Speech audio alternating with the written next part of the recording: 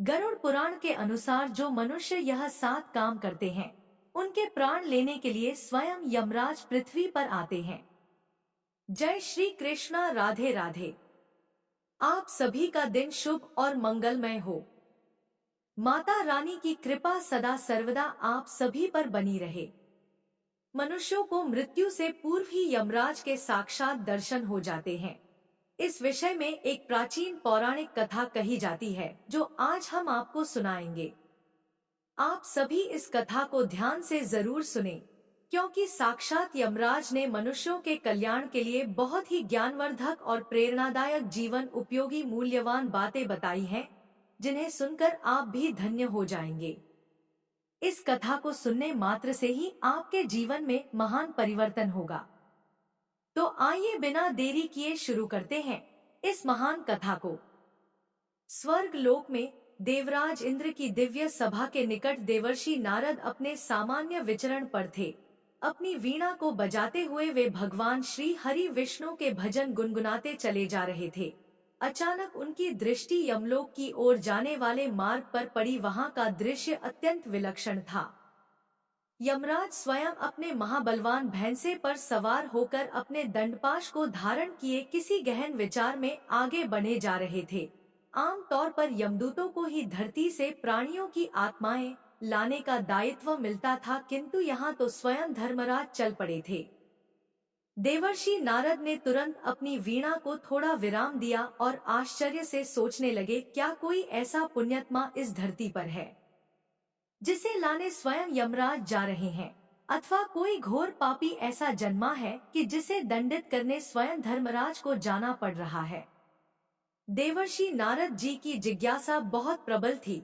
उन्होंने मन ही मन निश्चय किया कि यमराज से पूछे बिना यह रहस्य खुलने वाला नहीं है। अतः वे अपनी दिव्य गति से आगे बढ़े और यमराज के समीप पहुंचकर बोले, हे धर्मराज, मैं आपको प्रणाम करता हूँ। आज इतनी शीघ्रता से आप पृथ्वी लोक की ओर जा रहे हैं। ऐसा कौन सा काम आन पड़ा जो स्वयं महाबली यमराज को जाना पड़ रहा है? मेरे मन में इस रहस्य को जानने की बड़ी इच्छा है। यमराज ने देवर्षि नारद को देखकर अपना भैंसा थोड़ा रोका और सम्मान पूर्वक उत्तर दिया, हे देवर्षि नारद, आपको भी मेरा प्रणाम। आप तो भगवान विष्णु के परम भक्त हैं और संपूर्ण जगत के समाचार जानते हैं। फिर भी जब आपने पूछा है तो मैं बताने का प्रयत्न करता हूँ। आज पृथ्वी लोक पर 7 ऐसे मनुष्यों के प्राण लेने जा रहा हूँ, जिनके कर्म इतने विलक्षण हैं कि उनके पास मेरा स्वयं उपस्थित होना आवश्यक है, चाहे वे पापी हो या पुण्य आत्मा। यह मेरा अपना नियम है कि जो भी मनुष्य जीवन में यह 7 विशिष्ट कर्म करता है, उसे यमलोक लाने के लिए मैं स्वयं जाता हूँ। देवर्षि नारद जी का विस्मय और भी बढ़ गया। वे बोले, हे धर्मराज, मनुष्यों के प्राण लेने के लिए तो आपके यमदूत जाते ही हैं, फिर ऐसी कौन सी विशेषता है कि आपको स्वयं जाना पड़ रहा है? क्या वे 7 मनुष्य किसी महान पुण्य के भागी हैं या उनमें कोई घोर पापी भी है? यमराज ने कहा, हे देवर्षि, मैंने कहा ना, चाहे वह पापी हो या पुण्यात्मा, यदि उसने अपने जीवन में यह 7 कार्य किए हैं तो मुझे स्वयं उसके प्राण लेने जाना होता है। आप यदि इच्छुक हो तो मेरे साथ चलिए, मैं उन सबके दर्शन भी करा दूंगा और उनके कर्मों का ब्यौरा भी बताऊंगा। देवर्षि नारद ने भी सोच लिया कि ऐसा सुनहरा अवसर फिर शायद ही मिले, जब स्वयं धर्मराज के साथ पृथ्वी लोक पर जाकर उन मनुष्यों के बारे में जाना जा सके। अतः वे बोले, हे धर्मराज, यह मेरा सौभाग्य होगा, मैं अवश्य आपके साथ चलूंगा, कृपया मार्गदर्शन करें। इतना सुनते ही यमराज ने अपने भैंसे को निर्देश दिया और यमलोक की सीमाओं को पार करके वे देवर्षि नारद के साथ आकाश मार्ग से पृथ्वी की ओर प्रस्थान कर गए। उनका पहला गंतव्य था एक घना दुर्गम वन क्षेत्र, जहां एक अत्यंत दरिद्र ब्राह्मण की कुटिया थी। घना वन था जिसका नाम महाक्षय वन बताया जाता था। इस वन का वर्णन अनेक पुराणों में भी मिलता है कि यहाँ ऋषि मुनि कठोर तप करते थे और अनेक आध्यात्मिक साधनाएं संपन्न होती थी। उसी वन के मध्य एक जर्जर सी कुटिया खड़ी थी, जिसके बाहर एक अत्यंत दरिद्र वृद्ध ब्राह्मण का मृत शरीर पड़ा था। वहाँ ना कोई परिजन था, ना कोई मित्र और ना ही कोई पड़ोसी। चारों ओर बस सन्नाटा था। केवल सूखे पत्तों की सरसराहट और कभी कभी वन पक्षियों का क्रंदन सुनाई देता था। यमराज और देवर्षि नारद वहां पहुंचे। देवर्षि नारद ने उस वृद्ध ब्राह्मण के मृत शरीर को देखा तो उनका हृदय द्रवित हो उठा। उन्होंने यमराज से पूछा, हे धर्मराज, यह कौन है? यहाँ तो इसकी देखभाल के लिए कोई नहीं दिख रहा है, इसके परिवारजन कहाँ हैं? यमराज ने उस मृत ब्राह्मण के शरीर के समीप खड़े होकर गंभीर स्वर में उत्तर दिया, है देवर्षि, इसका नाम लक्ष्मीकांत है। यह अपने समय का अत्यंत विद्वान ब्राह्मण था, किंतु जीवन भर इसने सत्य का पालन किया। इसने कभी असत्य नहीं बोला, कभी किसी के साथ छल कपट नहीं किया और धर्म के मार्ग से तनिक भी विचलित नहीं हुआ। परिणाम यह गरीबी से उभर नहीं पाया। समाज ने इसका तिरस्कार किया क्योंकि सत्य बोलते समय कई बार यह लोगों को अप्रिय भी लगता था। इसके वचनों की कठोर सत्यता के कारण लोगों ने इसे दरिद्र बनते देखा। कोई इसकी सहायता को आगे नहीं आया, अंततः परिवारजन भी इससे दूर हो गए। नारद जी ने आगे पूछा, है धर्मराज, किंतु यह स्थिति इस पर क्यों आई? क्या केवल सत्य बोलने के कारण? यमराज ने विस्तार से समझाया, देखिए, इस संसार में कई मनुष्य मिलेंगे जो छल कपट, झूठ और बेईमानी के माध्यम से धन या सुविधाओं का अर्जन कर लेते हैं। लक्ष्मीकांत ने ऐसा कभी नहीं किया। इसने सदैव सत्य का साथ दिया। शास्त्रों में कहा गया है, सत्यव्रत धर्मांचर, अर्थात सदैव सत्य बोलो और धर्म के मार्ग पर चलो। इसने अपना सारा जीवन इसी सिद्धांत पर जिया। हो सकता है भौतिक दृष्टि से इसका जीवन संघर्षमय रहा हो, किंतु आध्यात्मिक दृष्टि से यह महान पुण्यात्मा है। नारद जी ने उसकी निस्सहाय स्थिति देख व्यथित होते हुए कहा, है धर्मराज, क्या इसने जीवन में कभी कोई पाप किए हैं? क्या इसने कभी दूसरों का मन दुखाया है?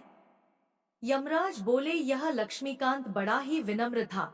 सत्य बोलते समय भी यह किसी का अनादर नहीं करता था।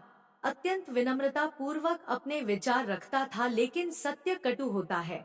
कई बार लोगों को असुविधा हो जाती है, किंतु इसके पुण्य इतने महान है कि इसको स्वयं लेने के लिए मुझे आना पड़ा। यह मेरा नियम है कि जो मनुष्य जीवन भर सत्य का पालन करता है और किसी को कष्ट पहुंचाए बिना धर्म के मार्ग पर अटल रहता है, उसे ले जाने के लिए मैं स्वयं आता हूँ, चाहे वह व्यक्ति धन संपदा से वंचित ही क्यों ना रहा हो। अब यमराज ने अपने दिव्य अधिकार से लक्ष्मीकांत की आत्मा को उसके मृत शरीर से निकाल लिया। जैसे ही आत्मा बाहर निकली, उसके मुख पर एक अद्भुत तेज था। लक्ष्मीकांत की आत्मा ने देवर्षि और यमराज को प्रणाम किया। यमराज ने उसे सांत्वना दी और इशारा किया कि उसे आगे चलना है। देवर्षि नारद जी के मन में प्रसन्नता हुई कि लक्ष्मीकांत ने भौतिक कष्टों के बावजूद महान जीवन जिया। वह सत्य का महत्व समझ गए और उन्होंने सोचा, इस संसार में सत्य का पालन करना आसान नहीं है, किंतु जो ऐसा कर लेता है वह सच में महान पुण्य अर्जित करता है। इस प्रकार यमराज ने लक्ष्मीकांत के प्राण लेकर उसे अपने दिव्य मार्ग पर आगे प्रस्थित कर दिया। तत्पश्चात यमराज और देवर्षि नारद आकाश मार्ग से आगे बढ़ चले। यमराज का भैंसा आकाश में बड़े वेग से उड़ रहा था और देवर्षि नारद उनके साथ साथ चल रहे थे। तभी नारद जी ने पूछा, है धर्मराज, अगला स्थान कहाँ है और अब हम किसके प्राण लेने के लिए जा रहे हैं? यमराज ने उत्तर दिया, है देवर्षि, अब हम श्रीवर्धनपुरी नामक नगर की ओर चल रहे हैं। वहाँ एक हरिहर नामक मनुष्य की मृत्यु हुई है। वह एक ऐसा मनुष्य था जिसने जीवन पर्यंत मातृ देवो भव, पितृ देवो भव, आचार्य देवो भव के सिद्धांतों का पालन किया। उसने अपने माता पिता और गुरुजन की इतनी सेवा की है कि उसके पुण्य भी अपार हैं। अतः उसके प्राण लेने के लिए मुझे स्वयं जाना आवश्यक है। नारद जी ने कहा, है यमराज, यह सच में सौभाग्य की बात है कि आज मुझे आपके साथ ऐसे पुण्य आत्माओं का दर्शन करने का अवसर मिल रहा है। आइए देखें उस हरिहर को। कुछ ही क्षणों में वे श्रीवर्धनपुरी नामक प्राचीन नगर के उपनगर में पहुँचे। वहाँ एक छोटी सी कुटिया थी, किंतु उसके बाहर कुछ लोग दुखी मुद्रा में खड़े थे। वहाँ कुटिया के सामने पहुंचने पर देवर्षि नारद ने देखा कि एक जवान पुरुष मृत अवस्था में पड़ा था और उसके वृद्ध माता पिता बिलख बिलख कर रो रहे थे। देवर्षि नारद ने कहा, है धर्मराज, यह युवक तो काफी युवा दिखाई देता है। इसके माता पिता बहुत वृद्ध हैं। ऐसा कौन सा कर्म था जिसके कारण इस युवक ने इतनी जल्दी अपना शरीर त्याग दिया? यमराज ने समझाया, है देवर्षि, इस युवक ने जीवन भर अपने माता पिता की सेवा की। जवानी में भी जब इसे स्वयं गृहस्थी बसाने का समय था, इसने अपने लाभ हानि से अधिक अपने माता पिता की सुख सुविधा का ध्यान रखा। उसके माता पिता अस्वस्थ रहते थे, फिर भी वह अपनी सामर्थ्य भर उनका उपचार कराता और उनकी देखभाल करता, उनके मन की इच्छा समझने का प्रयास करता। मनुस्मृति में कहा गया है, माता पिता देवताओं के समान है। जो मनुष्य अपने माता पिता की सेवा करता है, उनका अनादर नहीं करता, उनके प्रति श्रद्धा रखता है, वह महापुण्य को प्राप्त करता है। नारद जी ने कहा, है यमराज, यह सत्य है। भगवान विष्णु ने भी अनेक अवसरों पर माता पिता की सेवा को ही सबसे बड़ा धर्म कहा है। इस युवक ने पिता की आज्ञा का अनुपालन किया, माता के प्रति समर्पण भाव रखा, तो निश्चय ही इसके पुण्य फल अद्वितीय होंगे। यमराज कहते हैं, ऐसे पुत्र बहुत ही कम होते हैं जो अपनी समस्त इच्छाओं को त्याग कर माता पिता को प्राथमिकता देते हैं। इसने सब कुछ छोड़कर अपने माता पिता की सेवा की। इसके प्राण अब निकल गए हैं, किंतु इसका पुण्य इतना है कि मैं स्वयं इसकी आत्मा को आदर पूर्वक यमलोक तक ले जाना चाहता हूँ। मैं नहीं चाहता कि मेरे दूत इसे ले जाए। यह भी मेरे उसी नियम के अंतर्गत आता है जिसके तहत मैंने आपको बताया था। तभी यमराज ने अपना दंड हल्का सा उठाया और वह युवा मनुष्य हरिहर की आत्मा उसके शरीर से बाहर आ गई। आत्मा ने भी यमराज को नमन किया और देवर्षि नारद को देखकर हाथ जोड़ लिए। माता पिता को छोड़कर जाने का दुख उसकी आंखों में स्पष्ट दिख रहा था। यमराज ने उसे सांत्वना दी, है वत्स, तुम्हारा लोक परिवर्तन हुआ है। तुमने माता पिता की जितनी सेवा की है उसके फल स्वरूप तुम्हें उत्तम गति मिलेगी। चिंता मत करो, तुम्हारे माता पिता के भरण पोषण के लिए परमात्मा कोई ना कोई मार्ग अवश्य निकालेंगे। हरिहर की आत्मा ने कृतज्ञ होकर यमराज और नारद जी को प्रणाम किया और दिव्य लोक की ओर प्रस्थित हुई। यमराज के इस न्यायपूर्ण व्यवहार को देखकर देवर्षि नारद ने भी राहत की सांस ली। इस प्रकार उन्होंने दूसरा पुण्य आत्मा देखा जिसकी सेवा भावना ने उसे महान बना दिया था। अब यमराज और नारद जी तीसरी आत्मा की खोज में आकाश मार्ग से आगे बढ़ चले। नारद जी ने बीच में फिर प्रश्न किया, है धर्मराज, अगला गंतव्य कौन सा है? अब किसके प्राण लेने जा रहे हैं आप? क्या वह पापी है या पुण्यवान है? यमराज बोले, हैं देवर्षि नारद, हम अब गोवर्धनपुर की ओर चल रहे हैं। वहाँ एक व्यक्ति है, उसका नाम है गोपीदास। वह गौ सेवा में अपना जीवन लगा चुका है, उसका अभी अभी देहांत हुआ है। नारद जी ने विस्मित होकर कहा, गोपीदास नाम से ही प्रतीत हो रहा है कि वह गौ माता से बहुत प्रेम करता होगा। कुछ ही देर बाद वे गोवर्धनपुर के समीप जा पहुँचे। यह नगर प्राचीन काल से गौ सेवा और कृष्ण भक्ति के लिए प्रसिद्ध था। नगर के बाहर की ओर एक छोटा सा गौशाला था जहाँ कई गाय थी। गौशाला के बाहर ही गोपी दास का पार्थिव शरीर रखा गया था। उसके आसपास कुछ गौवंश उदास मुद्रा में खड़े थे, मानो उन्हें भी अपने रक्षक के जाने का एहसास हो चुका हो। आसपास के लोग भी थे, परंतु सभी के चेहरे पर शोक की गहरी छाया थी। फिर देवर्षि नारद और यमराज उस स्थान पर पहुंच गए जहां पर गोपीदास का शव रखा हुआ था। देवर्षि नारद जी ने उस मृत शरीर की ओर देखते हुए पूछा, है धर्मराज, इस गोपीदास के विषय में कुछ विस्तार से बताइए। यमराज ने स्पष्ट करते हुए कहा, है नारद, गोपीदास ने अपना सारा जीवन गौ सेवा को समर्पित कर दिया। उसने केवल गौ माता ही नहीं बल्कि भूखे पशु पक्षियों को भी दाना पानी दिया। अपने सीमित संसाधनों के बावजूद वह हमेशा कोशिश करता था कि किसी जीव को भूखा न रहना पड़े। शास्त्रों में कहा गया है कि गाय विश्व की माता है और गौ माता की सेवा को तो सर्वोच्च पुण्य माना जाता है। इसके अतिरिक्त इसे प्राणी मात्र पर दया का भाव था। यही कारण है कि गौ माता के प्रति प्रेम और दया के इस पुंज व्यक्ति के प्राण लेने भी मुझे स्वयं आना पड़ा। इतना सुनकर नारद जी ने टिप्पणी की, अक्सर लोग अपने स्वार्थ में इतने डूब जाते हैं कि पशुओं की व्यथा समझ ही नहीं पाते, किंतु गोपी दास ने अपने लिए कमाया या ना कमाया हो, पर इन बेजुबान प्राणियों के लिए अपना सर्वस्व अर्पण किया, ऐसा विरले ही होता है।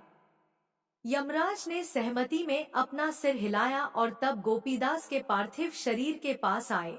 उनके दंड के हल्के से संकेत पर गोपीदास की आत्मा निकलकर सामने आ गई।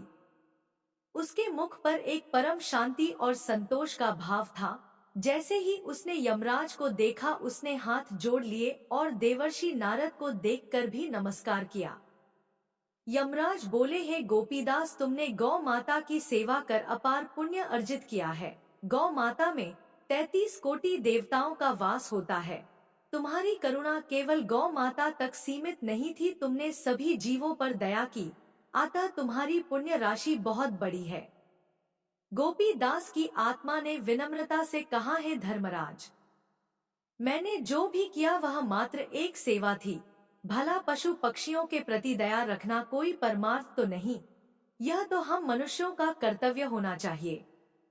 यह सुनकर नारद जी ने प्रसन्न मन से कहा, हे गोपीदास, तुम्हारा यही विचार तुम्हारी महानता को दर्शाता है वत्स।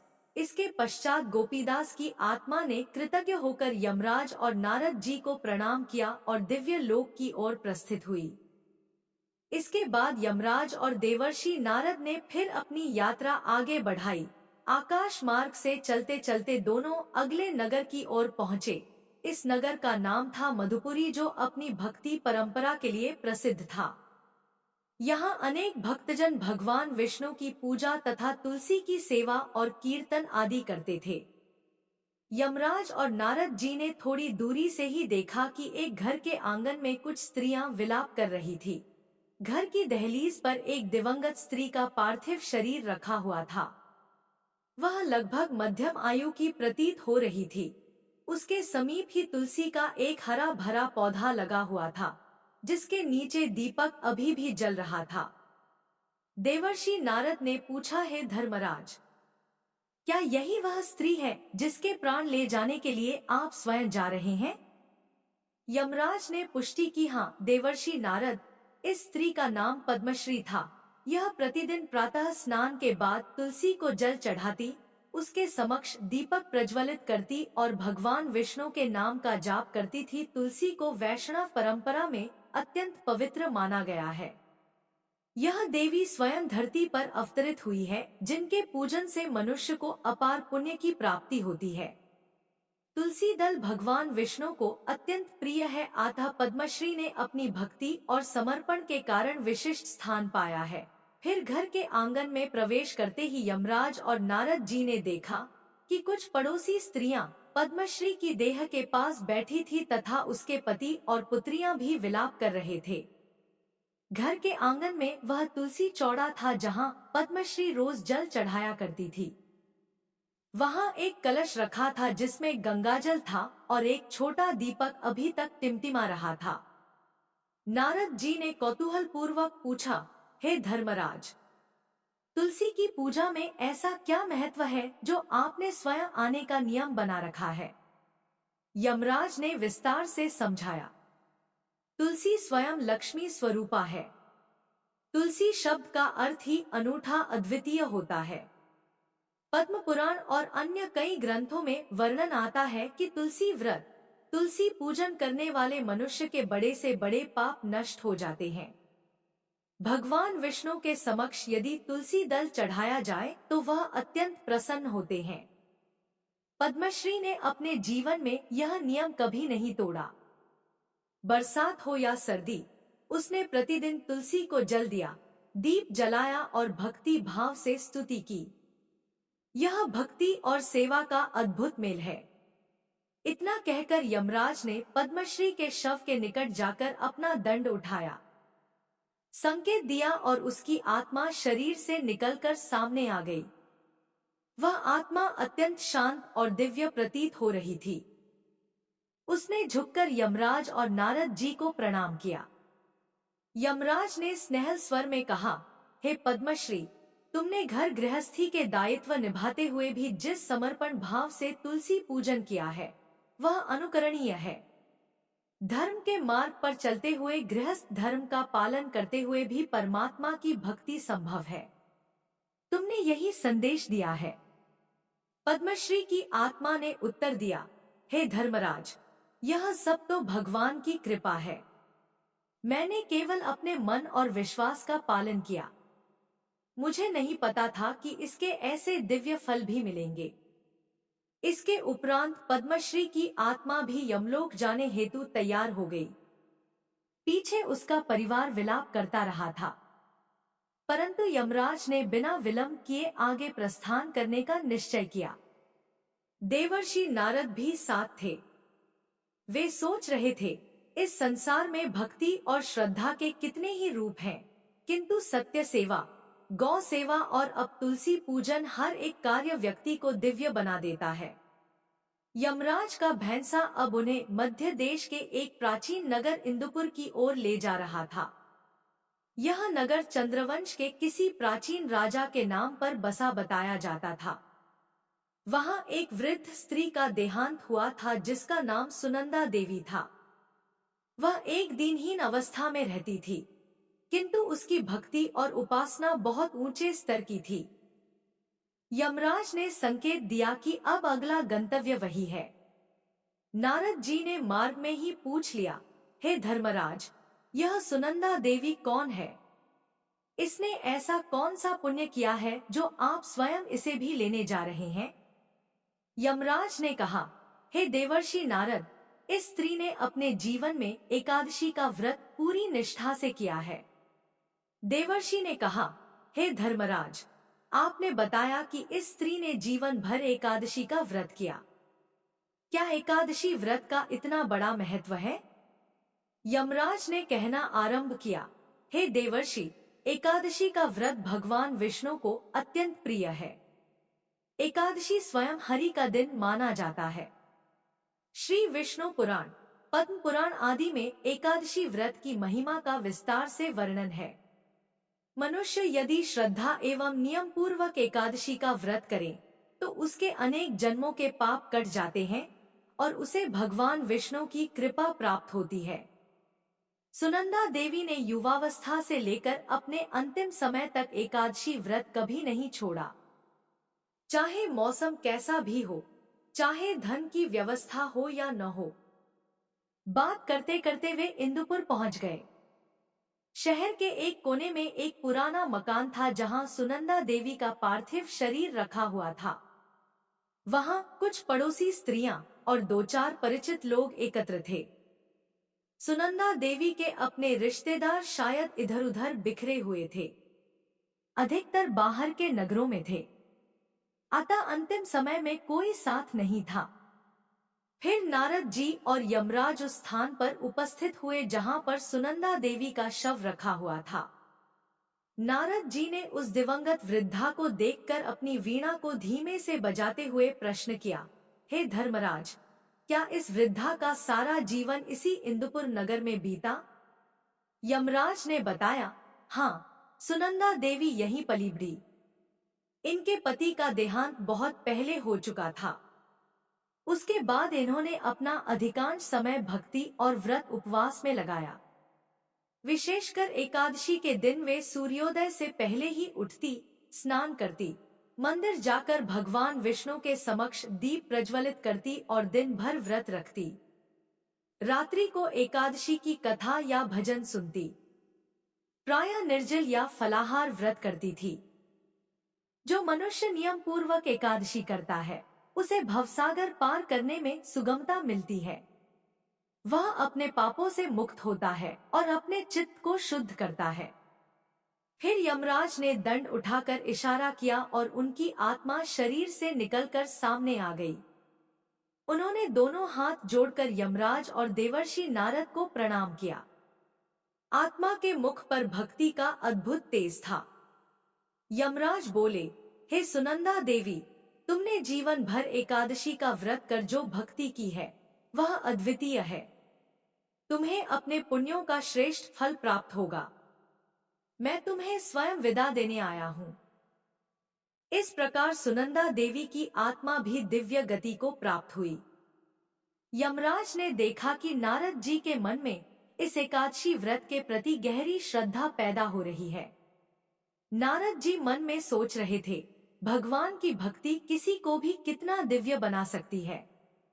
इसके पश्चात यमराज और नारद जी ने सुनंदा देवी के घर से प्रस्थान किया और आकाश मार्ग पकड़ा। मार्ग में नारद जी ने पूछा, हे धर्मराज, अब हम किस पुण्य आत्मा को मिलने जा रहे हैं? यमराज ने कहा, अब हमें प्रभासपुरी जाना है। वहां एक धनवान वैश्य पुरुष का अभी स्वर्गवास हुआ है। वह बहुत उदार हृदय था।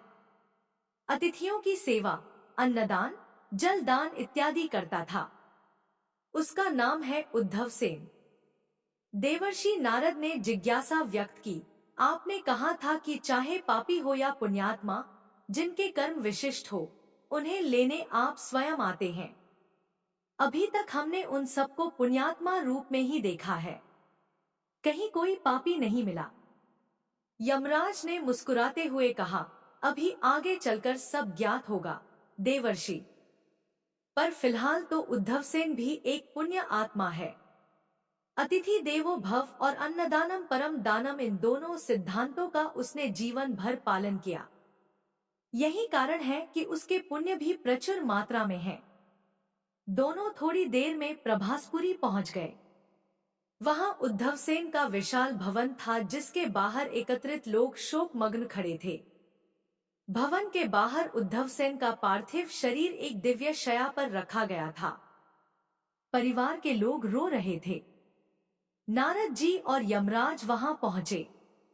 भव्य भवन के आलोक में भी उदासी फैली थी। नारद जी ने कहा, हे धर्मराज, ऐसा प्रतीत हो रहा है कि यह व्यक्ति अत्यंत समृद्ध था।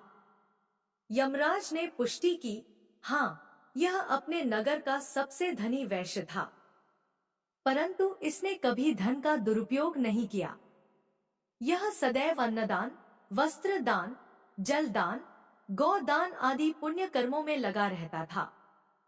इसका घर सतत अतिथियों से भरा रहता था। कोई राहगीर भूखा ना रह जाए, यह इसका प्रयास रहता। मनुस्मृति सहित कई धर्म शास्त्रों में कहा गया है कि अतिथि देवो भव।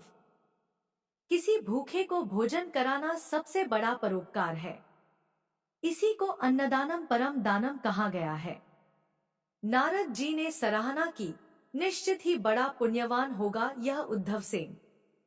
धन मिलने पर भी लोग अहंकारी हो जाते हैं, किंतु इसने सेवा मार्ग चुना। यमराज ने सहमति में सिर हिलाया। फिर वे उद्धवसेन के पार्थिव शरीर के निकट गए और यमदंड के संकेत से उसकी आत्मा बाहर आ गई। आत्मा तेजस्वी थी, परंतु जाने अनजाने उसे अपने परिवार और नगर से बिछड़ने का दुख भी था। यमराज बोले, उद्धवसेन, तुमने धन पाकर भी लोभ नहीं किया। जरूरतमंदों की मदद की, अतिथियों का सत्कार किया, अन्नदान किया। अतः मैं स्वयं तुम्हें विदा देने आया हूँ। तुम्हारे पुण्यों की महिमा अपरंपार है। इतना कहकर यमराज ने उद्धवसेन को आशीर्वाद दिया और उसकी आत्मा दिव्य लोक के लिए प्रस्थान करने लगी। फिर यमराज और देवर्षि नारद भी उस स्थान से प्रस्थान हुए और आकाश मार्ग की ओर जाने लगे। अब तक देवर्षि नारद और यमराज 6 व्यक्तियों के प्राण ले चुके थे, जिनमें हर एक में कोई न कोई विशिष्ट पुण्यकर्मी दिखाई दिया। लक्ष्मीकांत, हरिहर, गोपीदास, पद्मश्री, सुनंदा देवी, उद्धवसेन। यमराज ने स्वयं कहा, हे देवर्षि नारद, आपने पूछा था कि इन 7 में पापी भी हो सकता है, किंतु अब तक तो सब पुण्य आत्मा ही मिली। चलिए अब हम उस 7वीं आत्मा के पास चलते हैं। वह एक पतिव्रता स्त्री है, नाम है सुभद्रा। वह विदेह नगरी में रहती है, जो प्राचीन मिथिला का एक प्रसिद्ध भाग है। उसका अभी अभी निधन हुआ है। नारद जी ने विस्मय से पूछा, हे धर्मराज, पतिव्रता स्त्री का भी ऐसा महत्व है कि उसके प्राण लेने आप स्वयं आते हैं? यमराज ने स्मित मुस्कान के साथ उत्तर दिया, हे देवर्षि, शास्त्रों में पतिव्रता धर्म को अत्यंत उच्च स्थान दिया गया है। सतयुग से लेकर द्वापर युग तक अनगिनत उदाहरण हैं। सावित्री, सत्यवान, सीताराम, दमयंती, नल आदि पतिव्रता स्त्रियां अपने पति को परमेश्वर समान मानकर उसकी सेवा करती हैं। उसके प्रति एक निष्ठावान रहती हैं। जीवन के सुख दुख में साथ देती हैं। यही पति के प्रति निष्ठा उसे दिव्य शक्ति देती है। आप कुछ ही क्षण में देखेंगे कि इस सुभद्रा में कितना तेज होगा। दोनों जल्दी ही विदेह नगरी पहुंचे। वहां एक सामान्य सा मकान था जिसके सामने सुभद्रा का मृत शरीर एक शया पर रखा हुआ था।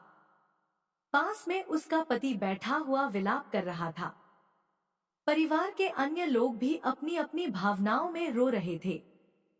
पति की आंखें सूज चुकी थी। उसे समझ नहीं आ रहा था कि वह अपनी धर्मपत्नी के बिना कैसे रहेगा। नारद जी को यह दृश्य बहुत मार्मिक लगा। उन्होंने धीरे से कहा, हे धर्मराज, यह स्त्री तो गृहिणी रही होगी। क्या इसने अपने जीवन में पाप भी किए हैं या केवल पुण्य ही कमाए हैं?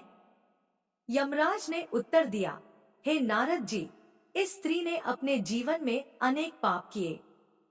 इसने कभी तुलसी को जल नहीं चढ़ाया। यह ईश्वर को भोग लगाने के स्थान पर अपने पति को ही भोजन कराती थी। ईश्वर की पूजा से पहले पति की पूजा करती थी।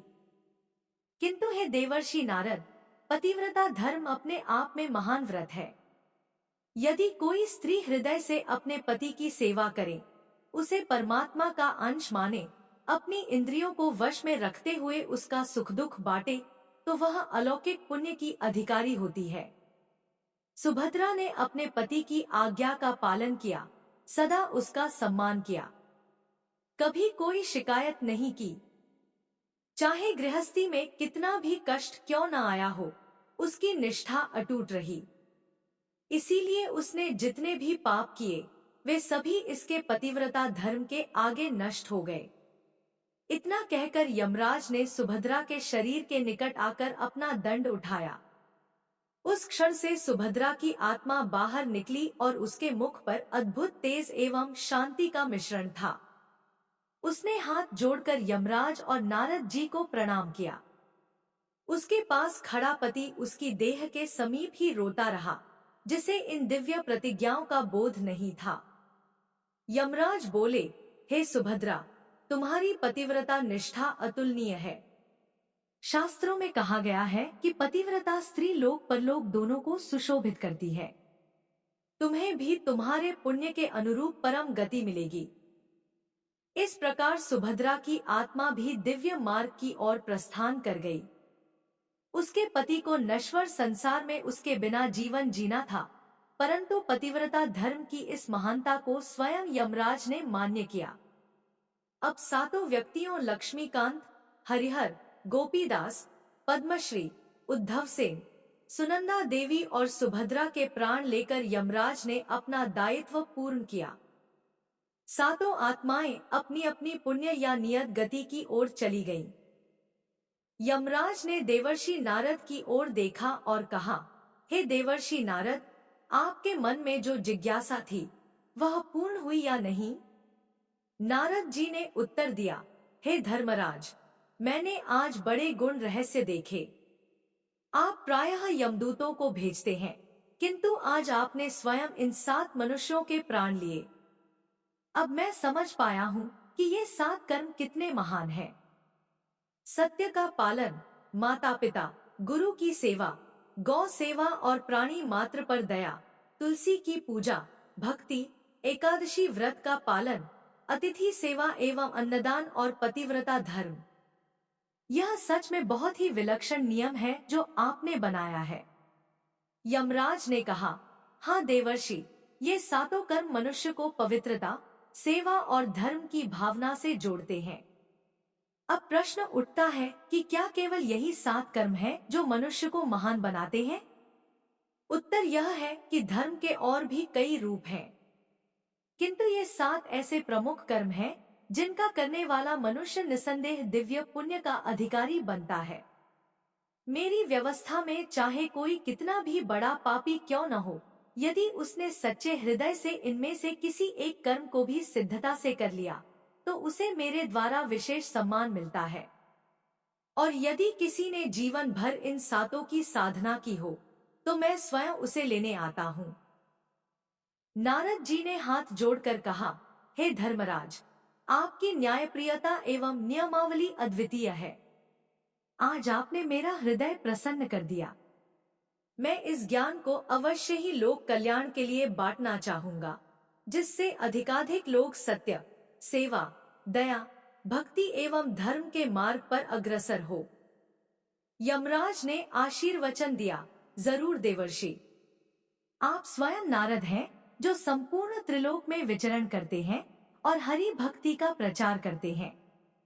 जो भी मनुष्य इन 7 कर्मों को समझकर अपना जीवन धन्य करेगा, वह निश्चित रूप से उत्तम गति प्राप्त करेगा। इतना कहकर यमराज ने नारद जी को प्रणाम किया और अपना भैंसा मोड़कर यमलोक की ओर प्रस्थान कर गए। देवर्षि नारद ने भी उन्हें प्रणाम किया और अपने स्वभाव अनुसार वीणा बजाते हुए भगवान श्री हरि विष्णु का गुणगान करते हुए देवलोक की यात्रा करने लगे। इस प्रकार इस प्राचीन कथा का भावार्थ यह है कि मनुष्य के कर्म ही उसे महान या तुच्छ बनाते हैं। सत्कर्मों की महत्ता सदा से वर्णित है, किंतु अनेक बार हमें यह भान नहीं रहता कि हमारे छोटे छोटे दिखने वाले कर्म भी अलौकिक पुण्य प्रदान कर सकते हैं। लक्ष्मीकांत की कथा हमें सिखाती है कि जीवन भर सत्य का पालन करने से भले ही लौकिक सुख कम मिले, परंतु आध्यात्मिक महानता अवश्य प्राप्त होती है। हरिहर के उदाहरण से पता चलता है कि मातृपितृ और गुरु सेवा सबसे बड़ा धर्म है। जो इसे निभाता है, वह धन वैभव की परवाह किए बिना भी अमूल्य पुण्य अर्जित करता है। गोपीदास ने गौ माता और प्राणी मात्र पर दया की महिमा बताई। जीव दया से बड़ा कोई धर्म नहीं है। पद्मश्री ने तुलसी की नित्य पूजा करके दिखाया कि भक्ति और श्रद्धा का एक छोटा सा अनुष्ठान भी मनुष्य को कितना ऊंचा उठा सकता है। सुनंदा देवी ने एकादशी व्रत का महत्व बताया, जिसके पुण्य फल अनंत है और जो मनुष्य का चित्त पवित्र कर परमात्मा की भक्ति में लगा देता है। उद्धव सिंह ने अन्नदान, अतिथि सेवा और दान पुण्य की महानता दर्शाई। अतिथि देवो भव तथा अन्नदानम परम दानम जैसे वचनों को चरितार्थ किया। सुभद्रा ने पतिव्रता धर्म के महत्व को समझाया, जहां पति के पारस्परिक प्रेम और निष्ठा को ईश्वरीय स्थान प्राप्त है। इन 7 ने अपना जीवन भले ही अलग अलग परिस्थितियों में बिताया, लेकिन एक बात सब में समान थी, धर्म में आस्था और मानवीय मूल्यों का सम्मान। वीडियो कैसी लगी कमेंट करके जरूर बताएं। वीडियो को लाइक शेयर करें और हमारे चैनल को सब्सक्राइब करें। धन्यवाद।